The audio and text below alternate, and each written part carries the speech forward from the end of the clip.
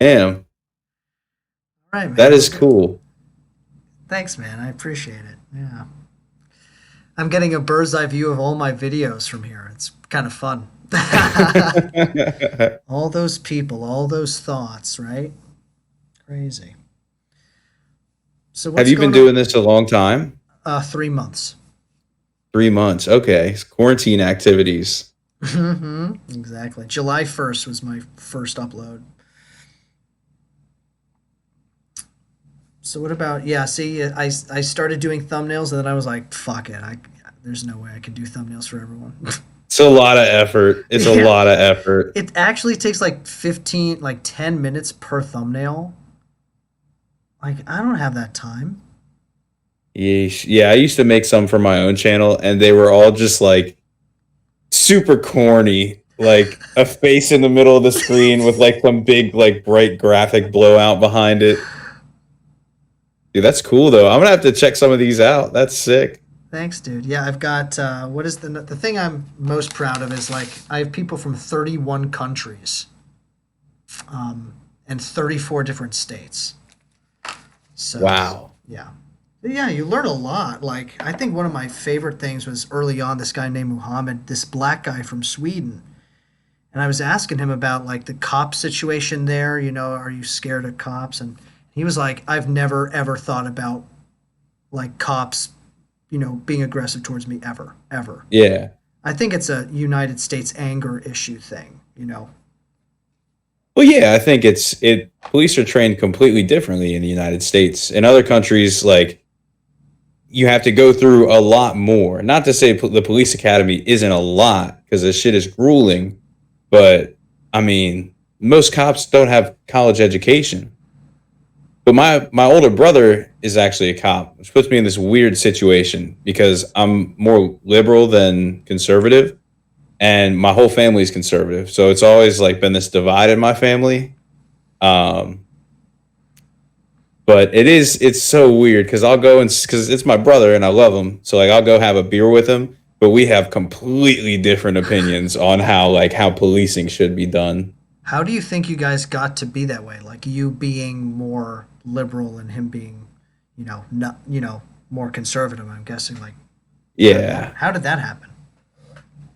honestly, I don't know. I guess it was like we had different friends, even though like all most of his friends are like more liberal too.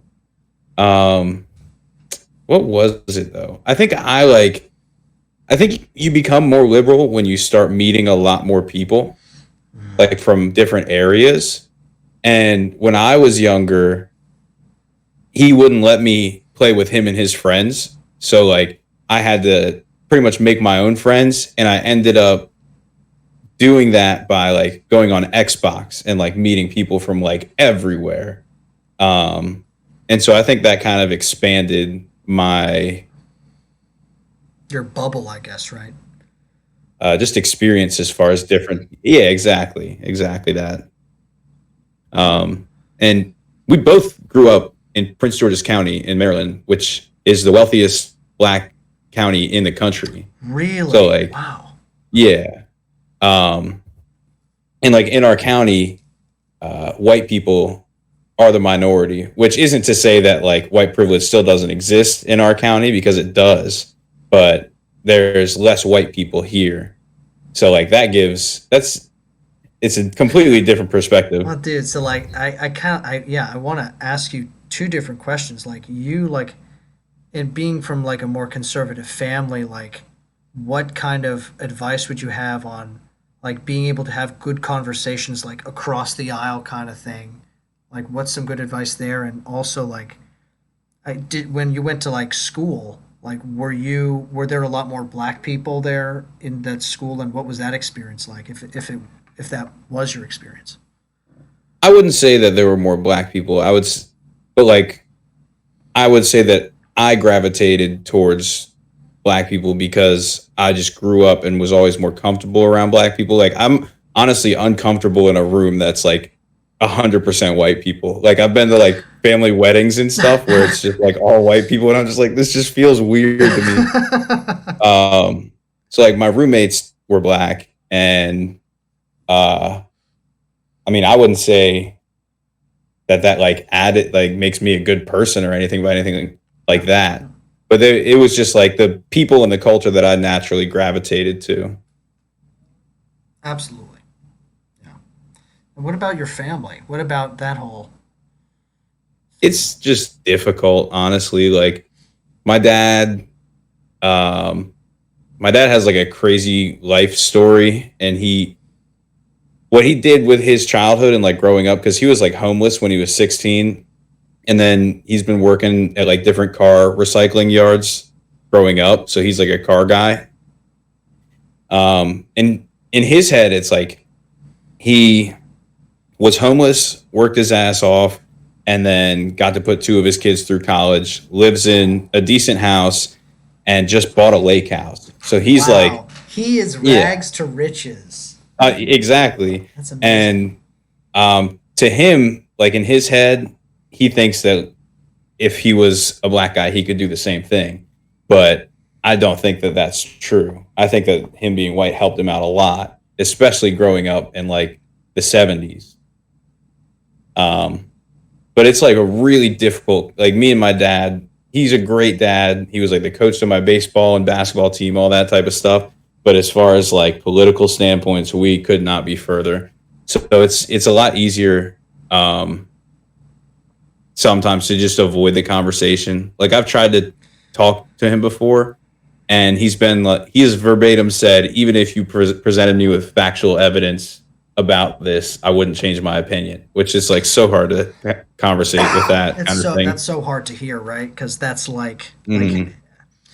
I guess then the way I guess the way the media kind of does it, which is just kind of like subliminally, or not even so subliminally anymore, but is just really has been an effective way of kind of shifting people's thinking to do what they want, to kind of like Hmm. drum up this two-party system mentality of just butting heads. Lesser of two evils is always the way it's going to be. Blah blah blah.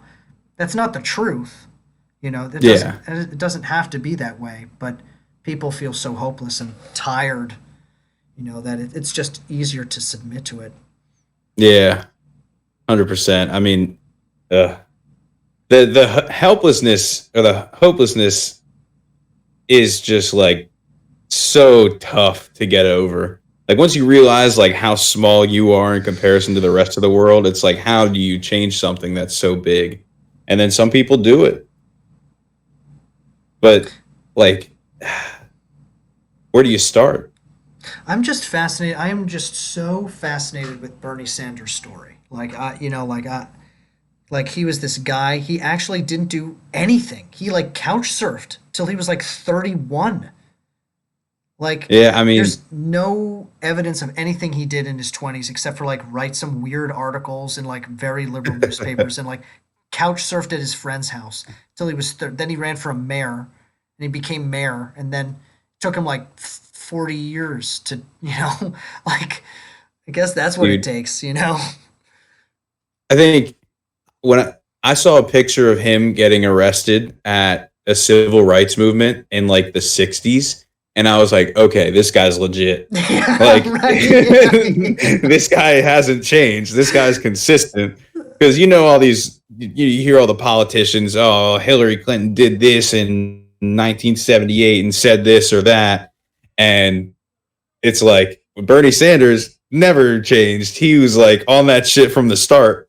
And that's, I mean, I just think there's something super genuine about that guy. And it sucks so bad that he just gets casted out early just based on like, people call him a socialist, but he's just like, we have so much fucking money in this country. Why not save the people from dying? It seems like common sense logic. Dude, yeah, yeah. Dude, the way you put it, it's totally true. It's like I know it's really tiring. Like I think that's actually one of our big issues in humanity is like this idea of labeling and like judging ourselves and labeling ourselves and then like what that does is it just simplifies, it paints a broad brush and it also inhibits people from actually communicating about issues and topics more specifically. And I think that's a way to move forward is just to be able to kind of narrow in on labels, ask, what do you mean about that? What do you mean by that? Like, let's get into specifics here. And then Hmm. to keep an open mind and open heart about it. But I mean, like, if, let's say, for instance, like your dad is confronted with all of those things, those facts, and is still unwilling to change his mind, then, like, is, like, how do we change hearts, you know? How do we change hearts? Like for me, it's through experience. I mean, that's what it has to be. No. Because people, it has to be the hard way. I mean, I feel like there are very few people that are capable of learning something and then like learning something from like reading it in a book. I feel like that you have to like learn things through experience. And like that's how I did it. Like before I went to like college, I mean, I was like your standard just douchebag white kid, and then like I I love was that. like I was. I mean, when I was young, I was like homophobic because the people around me said that, and I went to church and I was raised in the church and yada yada. And then like I stopped being religious when I was like 18 or 17 or something like that. Hmm. Um, and then I went off to college, and one of like my best friends was a gay guy there, and then one of my like best childhood friends that's still like a good friend today. Like I was talking to him today. He came out as gay, but he is also like super religious, and he always has been. I think that he always will be. Um, but like Interesting. he was always super depressed growing up because he thought that it was such a bad thing to be gay, and he was in the closet until like 2 years ago. Um, and like that, it's just so that makes me like hate religion. Honestly, that someone that I care about a lot suffered so much because their whole life they were being told that the way that they just naturally feel is a terrible thing. Totally, totally. Like, just think of all that natural creative energy that could have been harnessed for some kind of project or some kind of, I don't know, like all that attention that he switched on himself as self blame or self hatred because of that institution of religion. Like, all that Mhm. potential energy and mind space could have been put towards, like, saxophone or acting or painting Yeah, or whatever he's interested in, like you know? Like, anything else. Yeah, anything, like all that and it's energy. I mean it still pisses me off because I mean, he's still very religious, and uh, he says that like he's never going to get married because that should be between a man and a woman, even though he's not attracted to women, and he's always wanted like a kid in his own family and stuff. And I'm like, dude, you can do that. Like, you can get married to whoever the fuck you want, and then you can adopt a kid, and you'll raise your kid to be a great kid. Like, you can have all that Yeah. stuff. Like, stop letting this like church tell you what you can and can't do, because at the end of the day, the only thing that matters in life is that you're happy with it. Yeah. What, like, But I mean, it why do you think frustrates the that hell out is? of me. What do you think it is that is holding him back from it? Actually, like, do you think it actually is, or do you think it's a It's fear of putting himself out there, or a fear of being ostracized, or something? Well, I don't think he has as much of a fear of being ostracized anymore because like he came out to everyone, and that was like very difficult. I mean, that was a huge thing. He still has never like publicly come out, like made a Facebook post or anything, but like his family members, his friends, like yeah, most people that know him know. Um, but it's 100% just religious guilt that is going to stop him from doing that because he believes that like it has to be between a man and a woman, which just like it pisses me off to no end because I'm like, dude, if Harry Potter was 2,000 years old, I guarantee you that there'd be a religion about it. Like, Well, I don't know. There's what, so many. go for it. I'm sorry. Yeah. There are so many things that like disprove religions, and like I'm not saying that there couldn't be a God, but I don't think that the modern adaptations that we have of whatever there might be is anything accurate. I mean, all those Hmm. books were written by dudes hundreds of years ago, and back hundreds of years ago, like, yeah, gay people got stoned and shit. Ugh. Like, and so someone wrote a book about it and was like, yeah, fuck these gay guys. If you have to like be stoned in front of the whole town if you're gay. And then now it's a Bible. But I mean, there's a lot of like good writing in the Bible. I won't say like it's a Totally. decent book, but people Yeah. shouldn't die over it. No, yeah, and actually, like there were books written earlier than that that actually advocated for homosexual relationships, like Plato. Plato wrote this book Symposium, right, which is all about like male relationships and how like young men are attracted to older men because there's wisdom in older men, and then the older men admire the younger man for like maintaining a body, right? And like that's the Symposium, right? And Mhm. so like in Greek culture it was a norm, and you look at Yeah. so many other like prehistoric societies that didn't cast that as an unnatural thing, right? It was, I don't know, they cared more about, I feel like, people. They cared more about a personality or who a person was, Yeah. and each person played a role. Like, of course, your wife is going to the person you procreate with, and of course you can love them. You can also love a man for their minds too. You can love a woman for her mind. So it's just, we've simplified it so much with religion, I think. Um, so what do you think of Yeah. God, No, and 100%. what do you think of like of God? Like, what has been your journey with Um, that? Get into the big uh, questions, dude. I normally don't get into the big questions this quick, but you're a philosopher. I mean, like I said, there's nothing that we have to disprove the existence of something out there. So, like, I can't say with 100% certainty that there's no God, but what we do have can be easily disproven.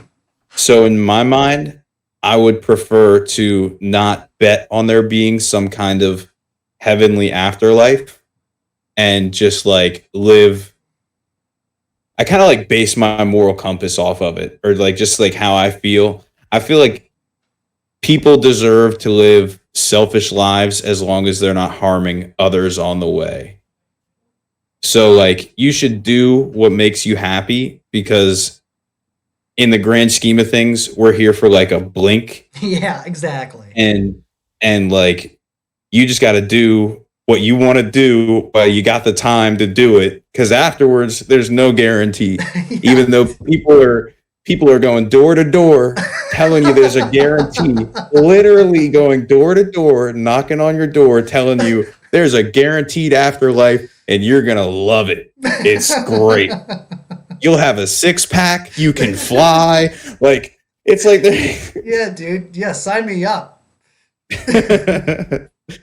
but I like disrespecting religions until religions are disrespectful. So like as far as like Christianity and how they talk about gay people and other really pointless things, like when people in politics try and use the Bible as like some moral high ground, it's like, bro, please think for yourself.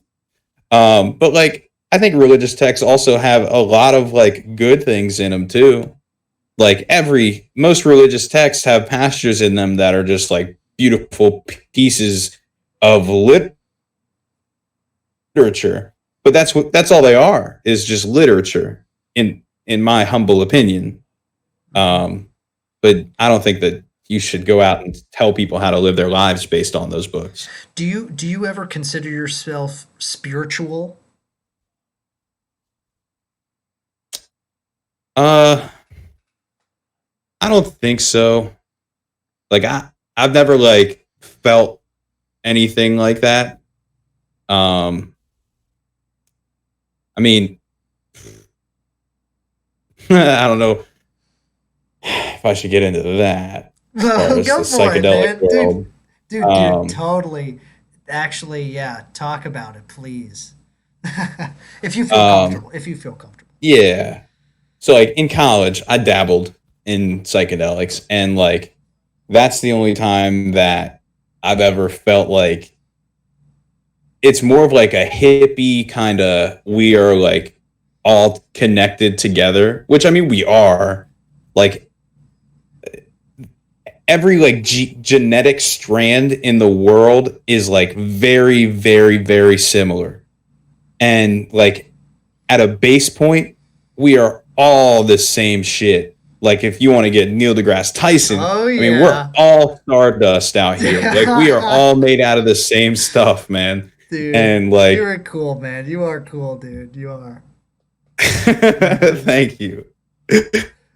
um but like even when you look at things in the world, like if you look at a seashell, like how a seashell spirals, and then you look at one of NASA's pictures um, of the like the galaxy and how they look like they have the same pattern. Like there are so many patterns like that. Like, or if you're underneath of a tree and you look up at the branches, and it's like the branches that are helping to create the oxygen look exactly like the veins in our arms that like bring the oxygen through the body.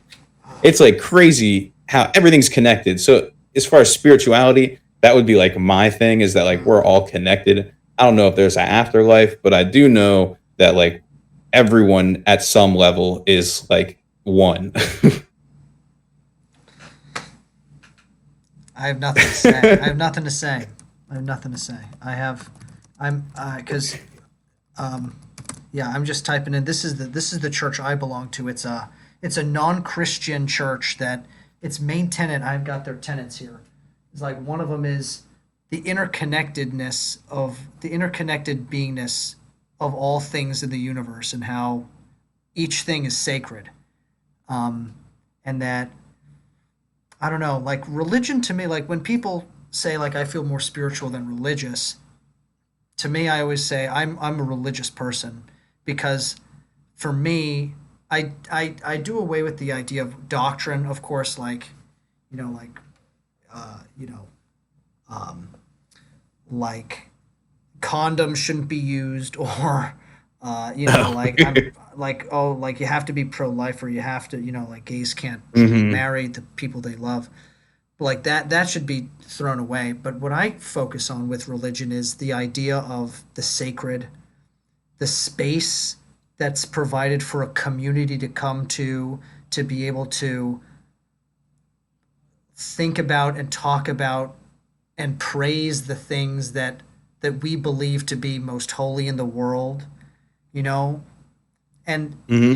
I don't know, to me it's very important, is the idea of community and the idea of talking about this, right? Like even talking like to you, like I've never really thought about the idea of trees, the branches, and the similarity between that and the veins in our arm. Like that is like Yeah. it's a holy conversation. It's a reminder, it's a reminder of our awareness that the universe is among us all the time. And Yeah. to me, like, to me, that's a religious experience. Spiritual to me, like, means it connotes this idea of it's an individual journey and it's my journey, that like Hmm. there are other people, but it's mine. And like we're all part of the web, and to me Yeah. that's why I frame it as religion, as being religious. I'm unconventionally religious, I guess. Um, but Which is probably the best type.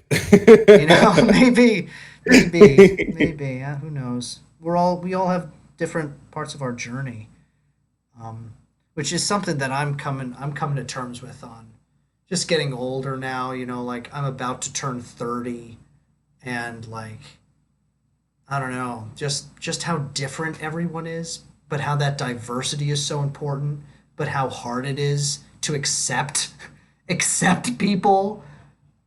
Yeah. It's actually really hard, I think. Do you ever have issues with Yeah. that? With accepting people. Yeah, or listening. It seems like you're a great listener. Like for you, yeah. How do you think Hmm. people can be better listeners? I think just like actually being interested. Like it's hard to like actually listen to someone if you're not interested in what they're saying. But like that's kind of a one track mindset. So like when I talk to people, I find that I can listen to them a lot better if I think about like what caused them to have the thoughts. Like, so if someone's telling me about like their day and that, I don't know, they bought something, I'll initially think, okay, I wonder what they're trying to either do with that thing or what made them think that they wanted to get this thing, or like maybe they're interested in like this genre of hobbies because they went out and bought this. Like I just bought a drone, and if someone told me they bought a drone, I'd probably be like, okay, this person's like into film or into filmmaking or production stuff.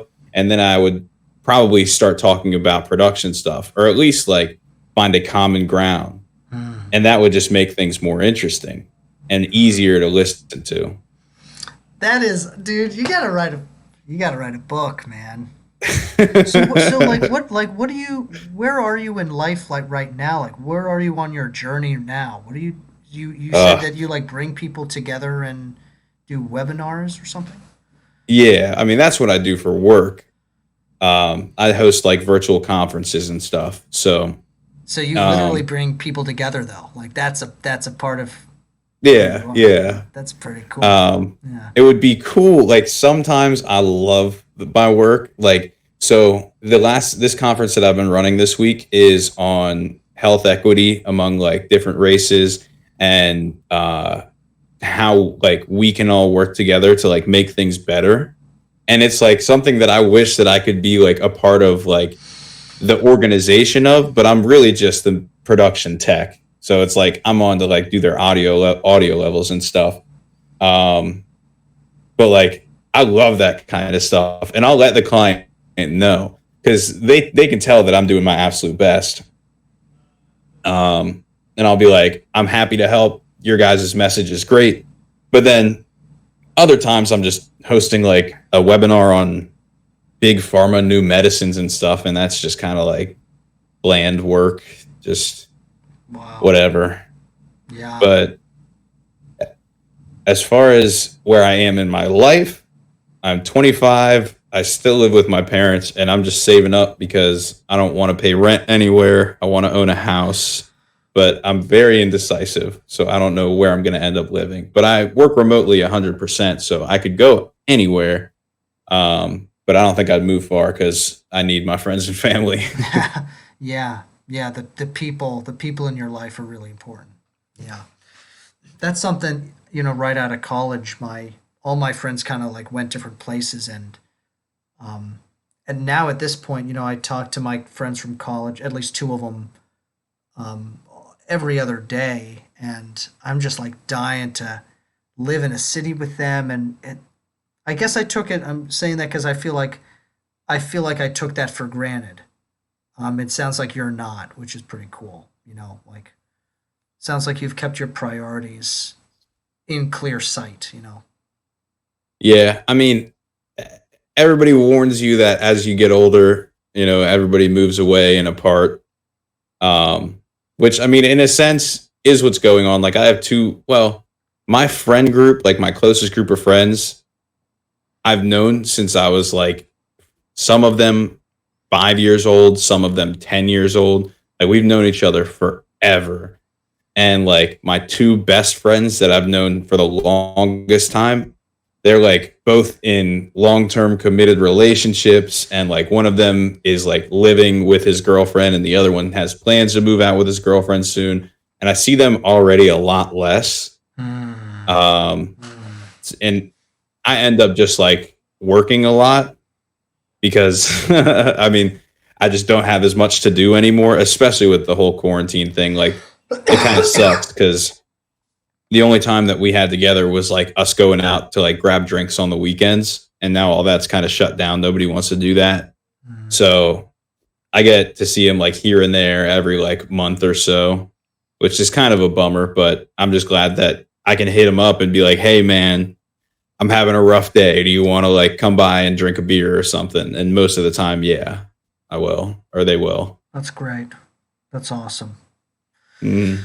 Yeah, like that. Yeah, that whole thing too. Relationships, and The majority of people I've talked to on here are like 21 or younger, so that's not really a part of their lives yet, for the majority of them. And like, yeah, now it's at the point where communication really kind of tapers off when people are in relationships, and for you, like with relationships, like what are your thoughts on that? Where are you with relationships in your life right now?